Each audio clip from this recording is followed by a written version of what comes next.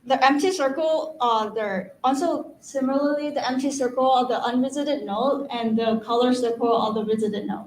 But in the right-hand side is the suboptimal algorithm where they go straight from the start point to the end point, get an obstacle, and then go around it.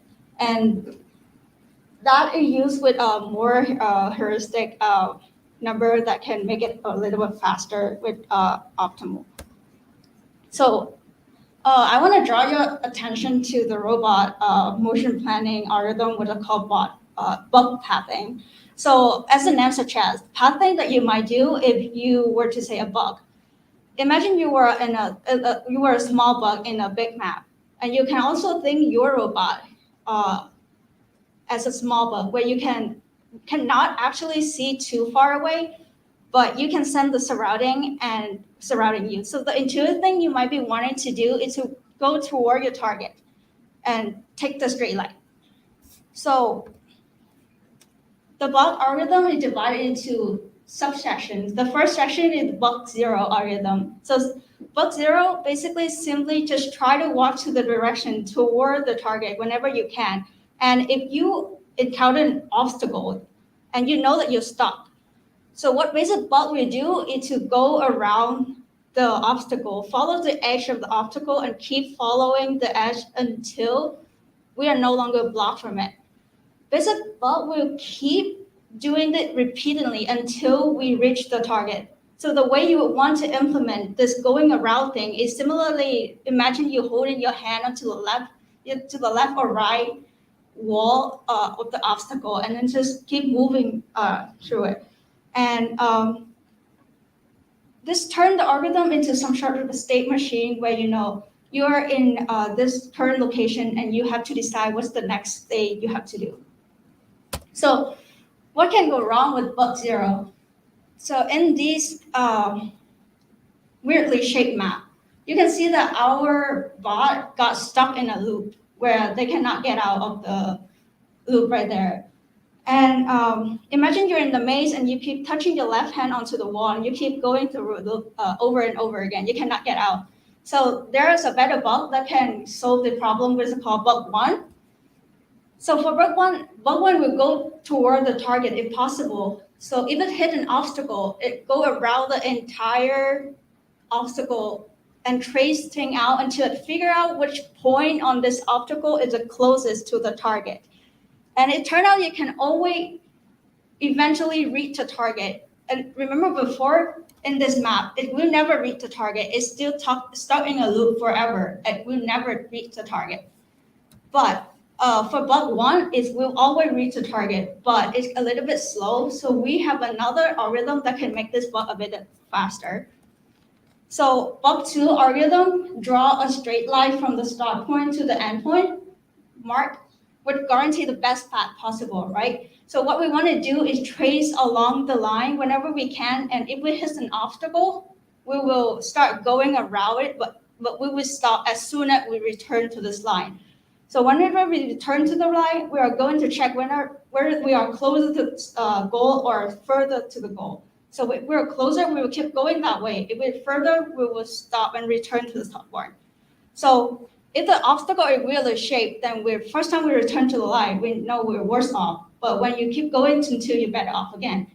But to also guarantee that we will reach our target and perform better than bug one, because it did not have to circumnavigate through the obstacle. But it's not only the case though.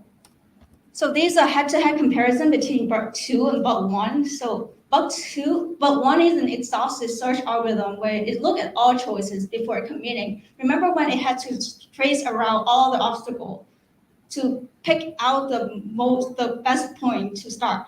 But bug two is a greedy algorithm. It takes the first thing that looked better. In many cases, bug two will outperform bug one, but bug one has a more predictable performance overall. So that ends our presentation for today, and that's our attendance code. You can go ahead and enter that code so that you can take your attendance. And thank you so much for listening. Now we're open to any questions that are available. Yes. All right. Testing. Okay. Does anyone have any questions about any part of what you just seen? Yeah.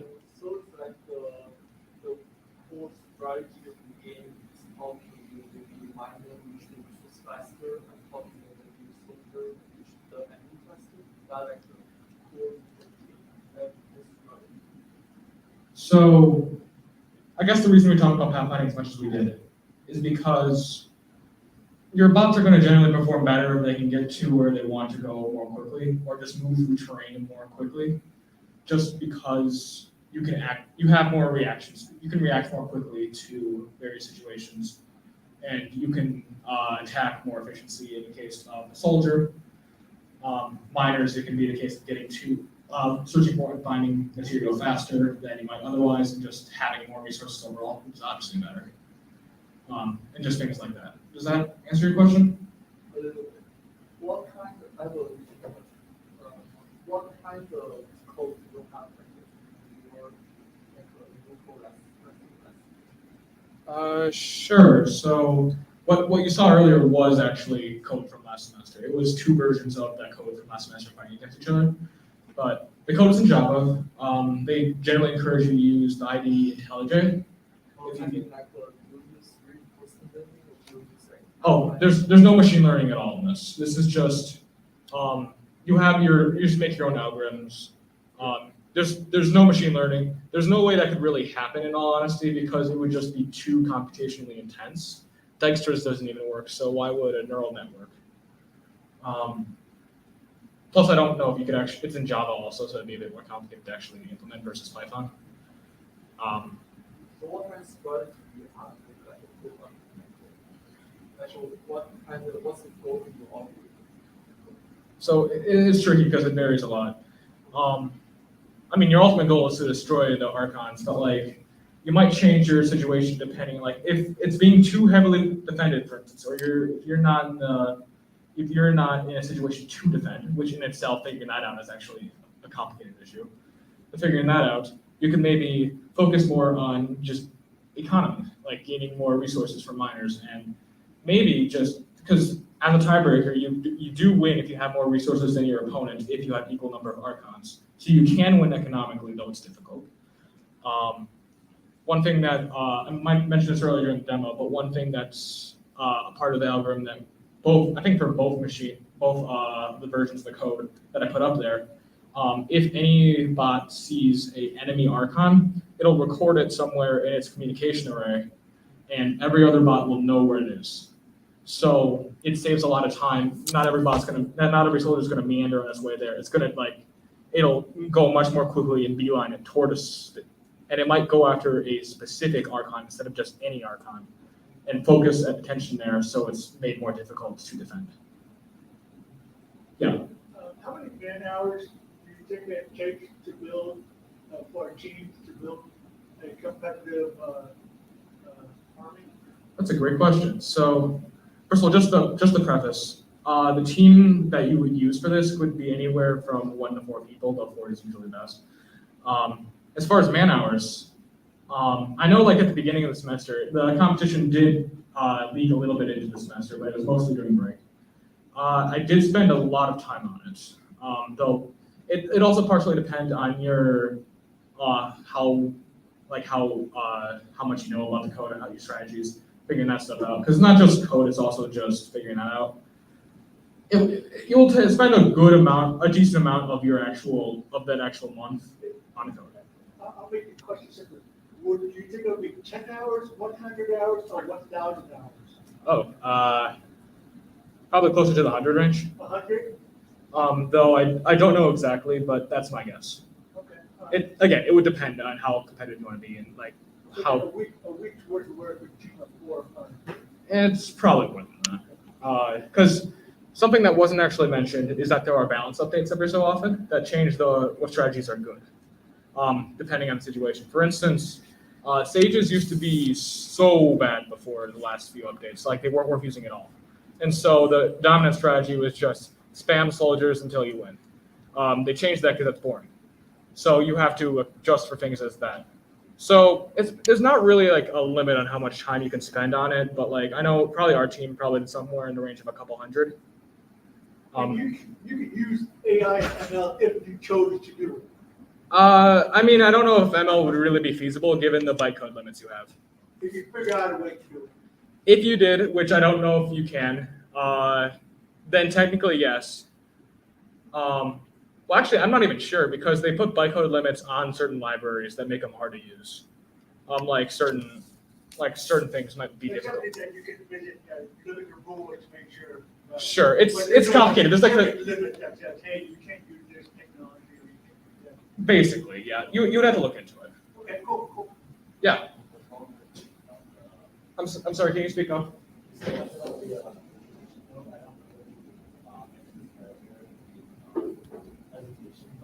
So, when any boy finds out where like where the London type of right?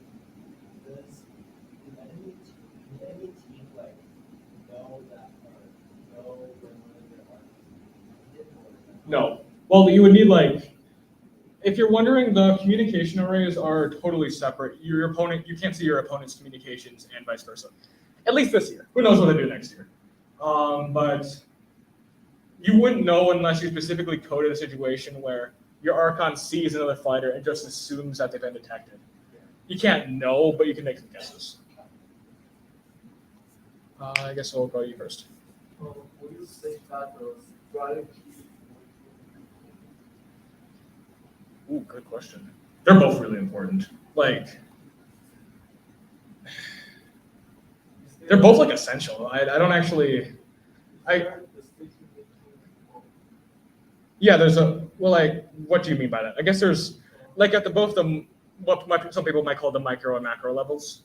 Like, for instance, just determining as a collective, what is our overall focus? Like, where should we focus on this specific Archon? Or there could be specific things like, how should this soldier move to maximize damage and movement? There's like different levels that you have to consider. And getting them both to coexist is one of the main challenges of this. I guess you had your hand up earlier, so I'll go you first.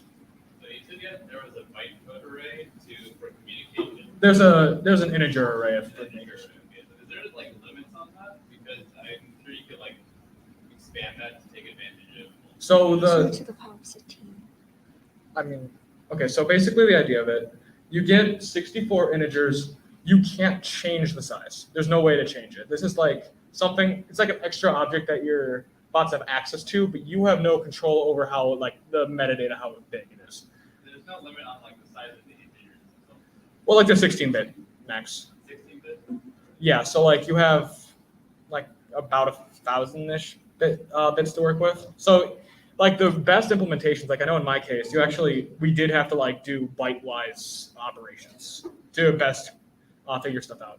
So like you would use a 16-bit integer would be enough to basically have x, the x, the y, and like an ID of a certain like Archon to look for instance.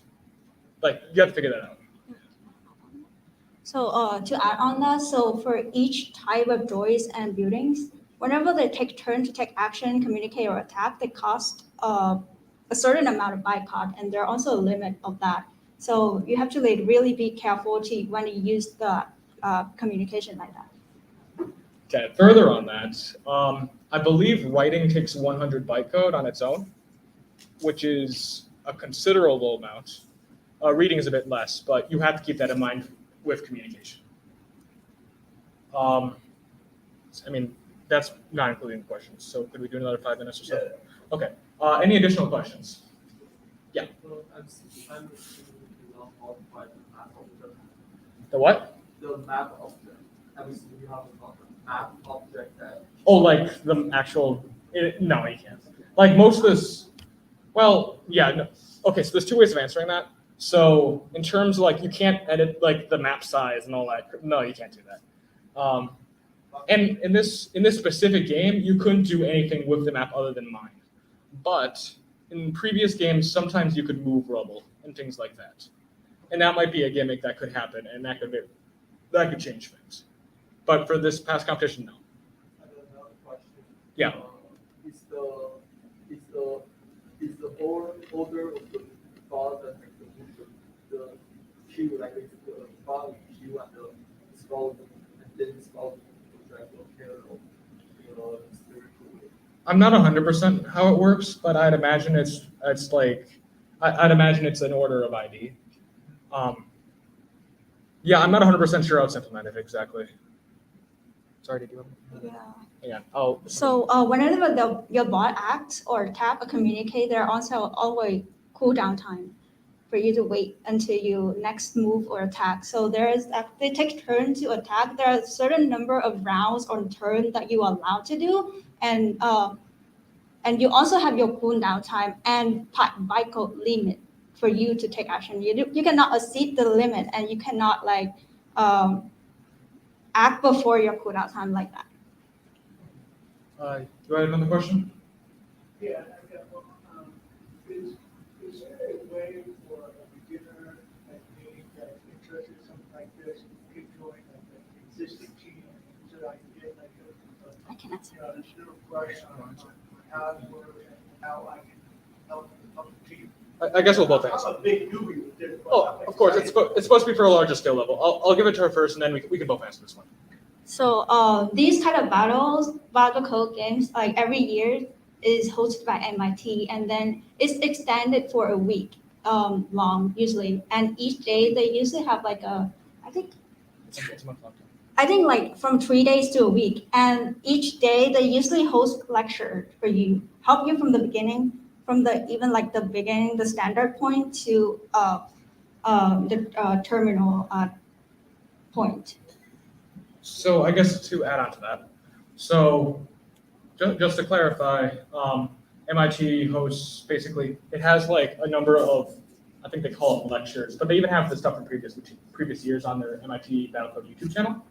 If you want to check that out, that's great. In terms of joining a team, at least what I did, I didn't even know about Battlecode existing until like a month before.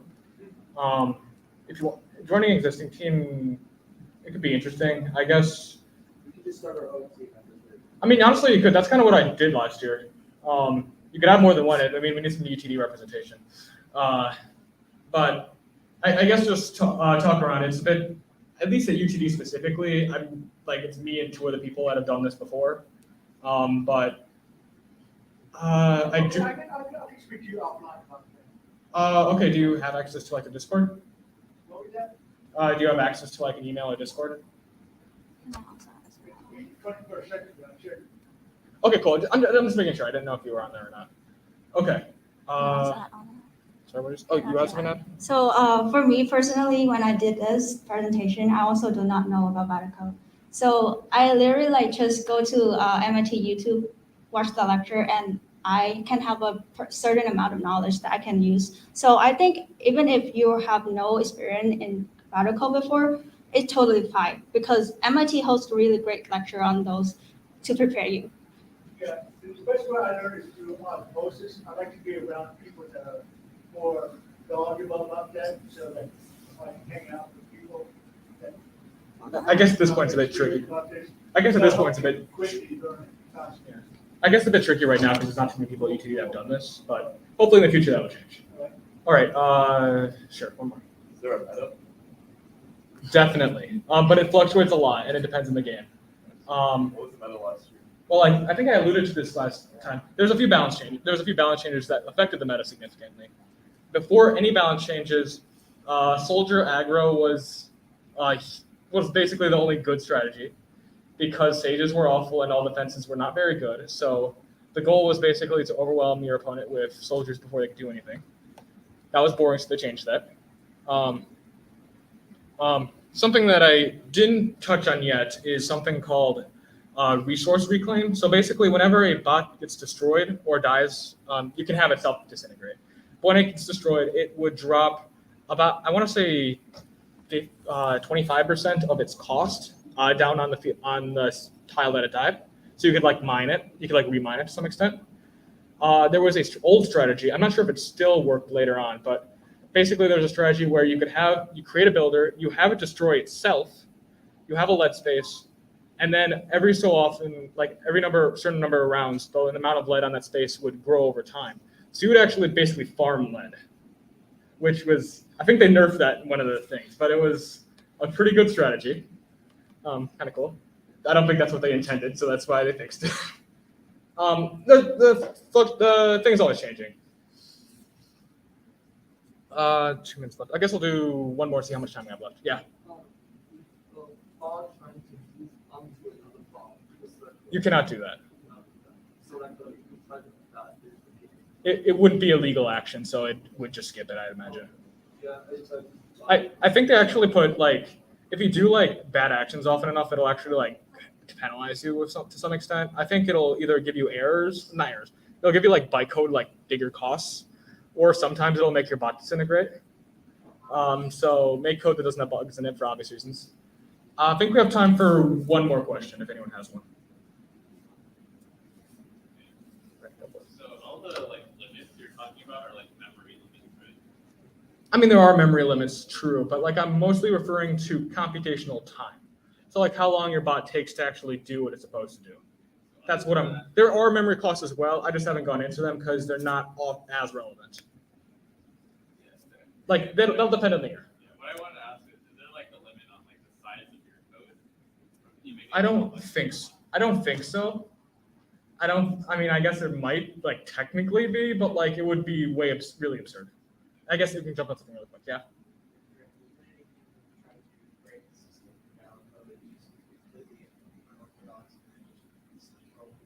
I know I think they had I think at least they gave like some small prize, like if for people that have like figured out major bugs in their code before. So stuff like that does happen, but it's usually not a whole lot. Did you have anything? Okay. And I think with that, we're out of time. If you have any additional questions, you can talk to me. I'll be on the AIS Discord. My name is Ryan Aspenleiter. If anyone wants to GM me questions. But otherwise, I want to make sure you guys have enough time to get to the closing ceremony. So with that, thank you all.